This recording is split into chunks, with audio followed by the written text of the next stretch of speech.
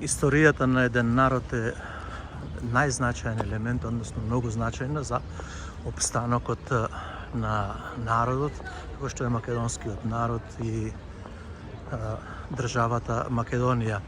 Еве да почнеме во центарот на Скопје, центарот на Македонија. Почнуваме со Филип II Македонски. Многу значајно е што го имаме овде, за да го видат не само македонците, туку да го видат и останатите кои доаѓаат, а многу често, односно многу голем е бројот на туристите кои го посетуваат Скопје, не само заради историјата, туку и убавините кои ги има. Како што реков јас, Македонија изобилува со прекрасни природни убавини, но исто така имаме и градба. Овде од левата страна е црквата Свети Спас, една од најстарите цркви, а оттаму можеме од тука да видиме дека преку патот е Самуилова, односно Калето. Ќе ги испомешав со Самуиловата тврдина во Охрид. Но и Калето овде е една од значајниот доказ во светот, односно кон ставот на Европската Унија, кон ставот на Америка и останатите држави, особено на Грција и Бугарија, што велат дека ние сме биле народ од 1944 година, односно нас не создал Тито. Продолжуваме со историјата на македонскиот народ. Ево овде се наоѓам кај мостот, камениот мост во Скопје. Исто така едно дело кое е можно значајно за македонската историја. Значи, не сме ние од вчера, од денекни, не сме ние творба на Коминтерната. Чекорам кон Александар Македонски, кој исто така е мощне значаен после неговиот татко Филип. Овде го имаме во центарот, во самиот центар, Александар Македонски, кој ја одбележува античката историја на македонскиот народ.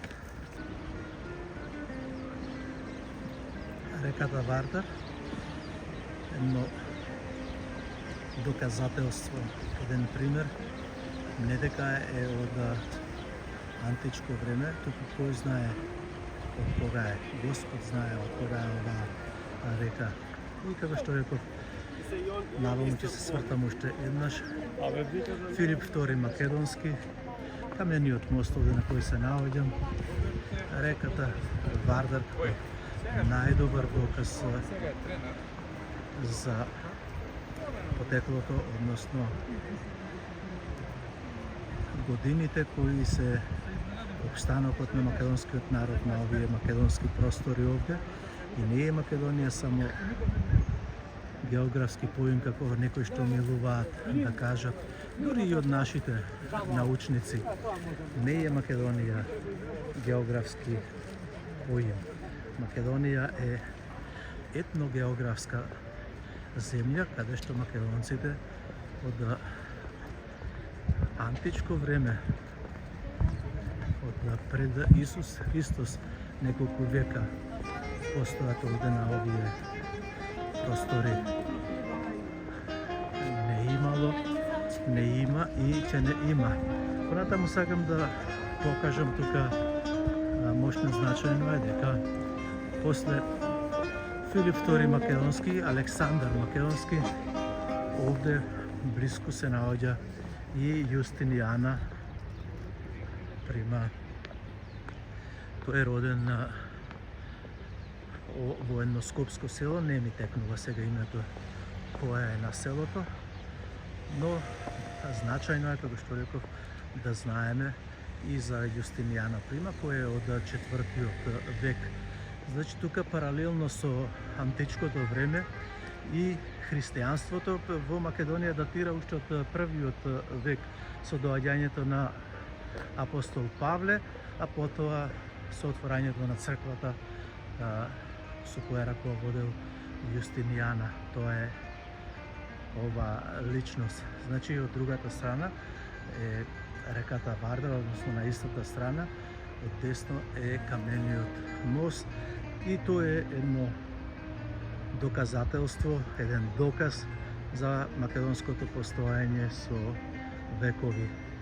Значи се наоѓам во самиот центар на плоштадот Македонија и ќе продолжам понатаму до Цар Самуил. Продолжувам со снимањето и одам на кај Цар Самуил, но сакам да го прикажам самиот центар на Скопје, плоштадот на Македонија, овие прекрасни убавини, како што реков Александар Македонски. А тука има и други придружни објекти. Фонтаната е денес не е пуштена. Лавовите се тука. Исто така антички, но имаме тука и војниците на Филип II Македонски и на Александар Македонски, кои се сведоштво на постоењето на македонскиот народ. Најголемото сведоштво е Александар Македонски, неговиот татко, кој што реков предходно. Одам на кај Цар Самуил. Цар Самуил некаде владее во 10-11 век. Значи имаме континуитет на македонскиот народ, на македонската историја, а за тоа потврдуваат нашите споменици, нашите докази кои ги имаме. Еде тоа е споменикот на Цар Самуил.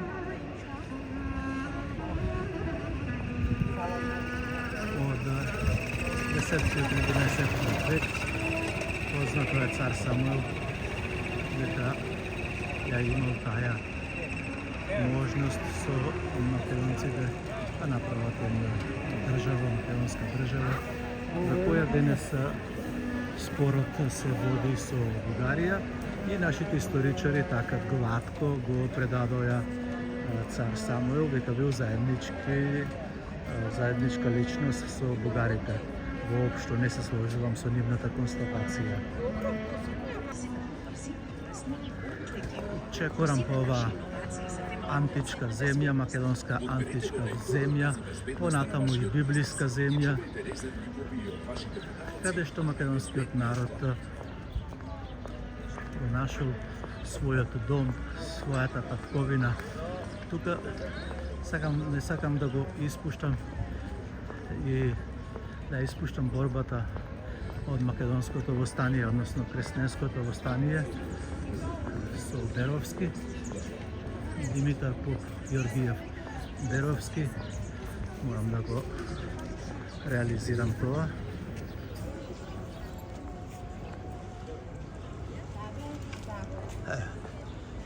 Прочитаме. Димитар Поп Георгиев Беровски 1840-1907 година. Тоа е македонското востание.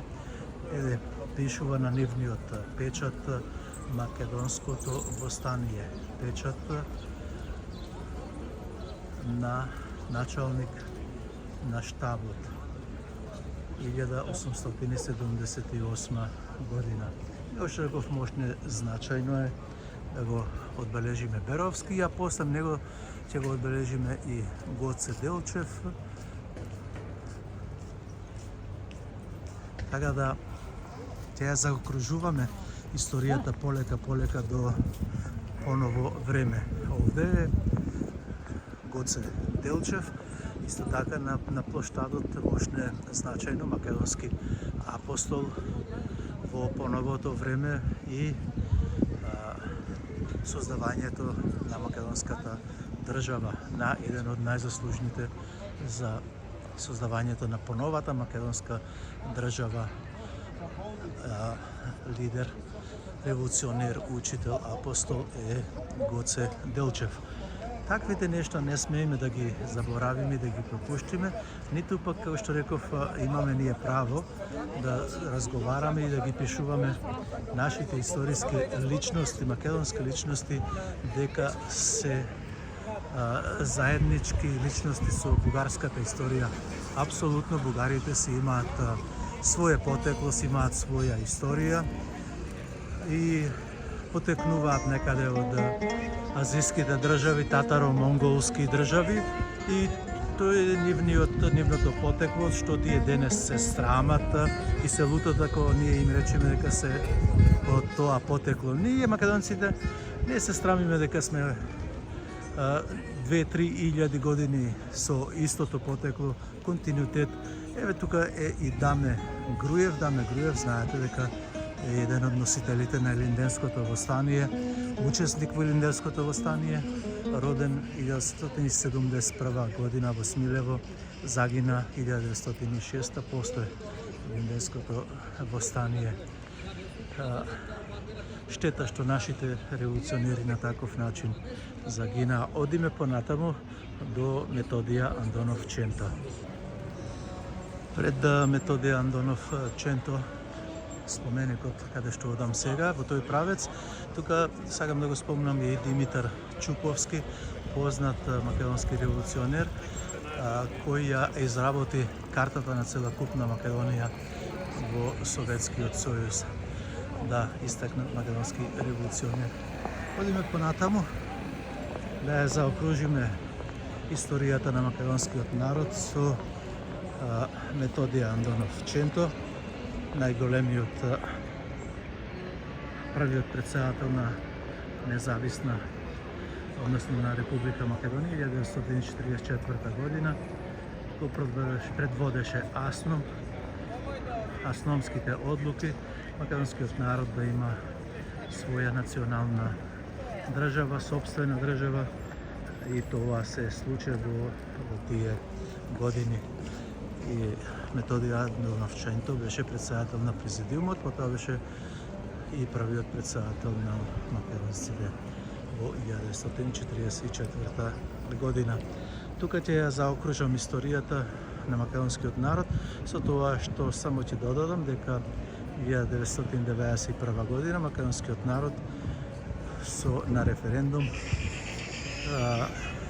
стана независна држава, целосно независна држава, се оддели од Југославија.